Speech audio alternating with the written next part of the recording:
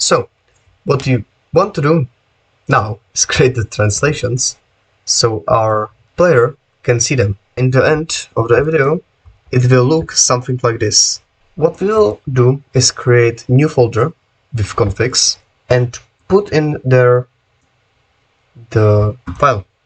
Now, inside we create a file called translations. We can put the name namespace.configs out, make this public, and use the interface iTranslation. After setting the interface, we come here and we basically do the message. So public string, and what key we will want in the translations to be. I want it to be hint welcome message. And here we will have get set and this equal. Now I want the translation to be hello, you joined my server. Thank you. But we will add another thing, and that is new line saying this is new text in translation. Another line, which will basically show you how another lines are created inside the config.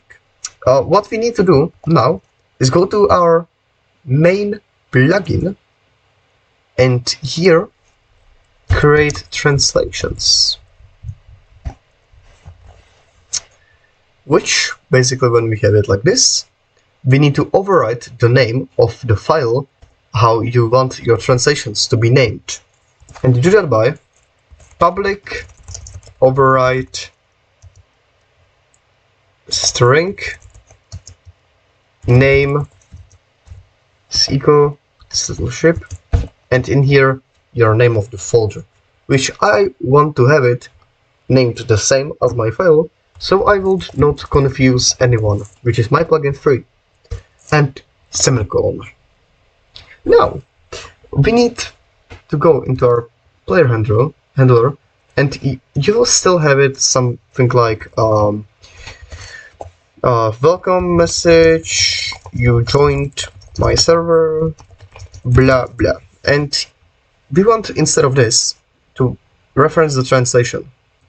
You do that by class1 dot instance dot translation dot, and now the hint welcome message.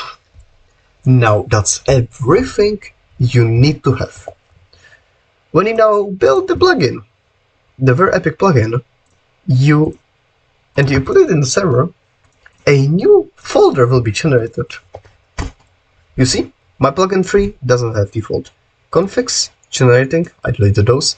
Translations generating. So yeah, now what we want to do firstly is go to our configs, and here I want to change it to be true because defaultly I set it to false in my plugin.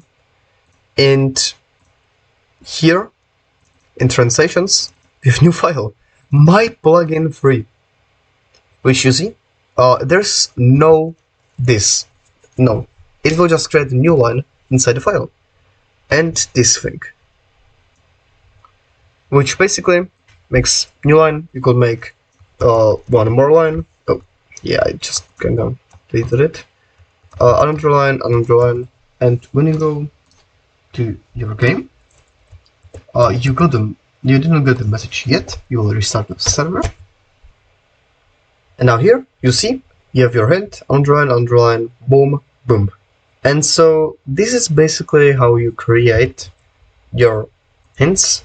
If you want to test your abilities, in here we still don't have the how long the hint should be shown in the configs. So do that and create, I don't know, new event when you like pick up item, saying you picked up item, and create translation for that. And then in config create if the hint should be shown. You can play with this as you want, as long as you want, and yeah, you have the power now.